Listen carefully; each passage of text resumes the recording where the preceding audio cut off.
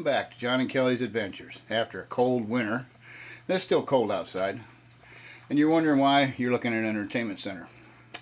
Well, the part with the glass, the upper and lowers on both ends, are going to become cabinets in the van. We're going to cut it off at the bottom. Inside, we'll cut it off at the bottom down in there, and then we're going to cope it on the back along in here to fit the wall. That part that we measured from that bottom to the top is 51.5 inches. Inside the van we have 52 inches. So this should work. We'll be removing the glass and replacing it with plexiglass. This will be the little ninja foodie home. So, and then of course we'll have storage down here. I don't know if you can see them very well, but there's holes all down through here to set shelves. So we got multiple shelves in there. And what we're going to do is take this thing apart. Nobody wants to buy an entertainment center anymore anyway. And take it outside and do some wood butchering. So stay tuned. We'll be right back. Alright guys, I hope you can hear me from the way that he saw that he started getting very close.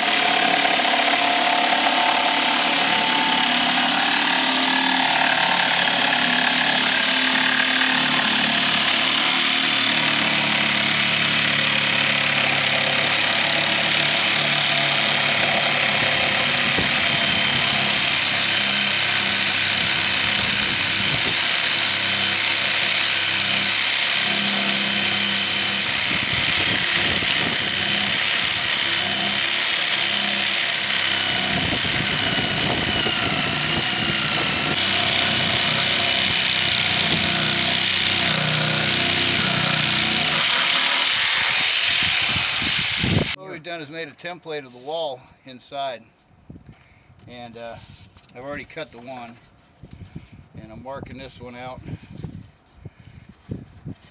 Now since I'm using a magic marker, if I want it to stay a little bit better, is I want to stay inside the line instead of cutting on the marker line, because it'll allow for, it'll give you a little bit extra that you may not want. But we're not building an Elgin watch, so it'll be all right. Oh my goodness, that exploded.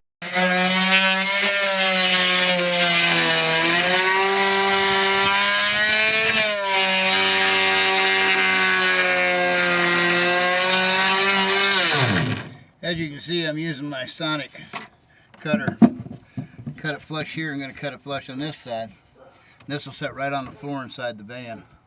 And unfortunately we're going to have to come up with just a little bit different hinge system for the door, but a couple little brass hinges and it'll look real pretty. So let me get to cutting and we'll show you the finished product. Thank you. So we've got it cut, and my wife is doing a little cleaning on it before we put it in. Hopefully the template was right. And we'll get her in there, and I'm going to use a couple L brackets along here to hold it, and maybe one on the back wall. So we'll be putting her in. We've got the cabinets in. Not doing too bad. A little spacing on the back for airflow. Now what I have to do is you'll see that there's a pin right here, and I need to put one in the floor down here on both sides so that I can mount the bottom doors. And we're not going to be replacing them with glass. We're going to be replacing them with plexiglass.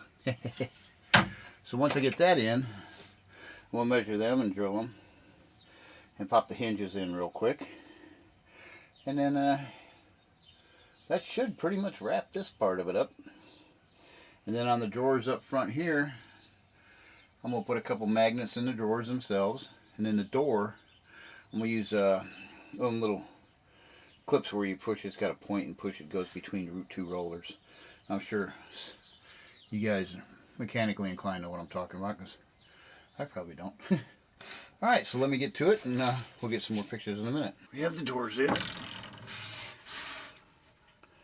And they work pretty good. All we need is get the plexiglass. But that's not a problem.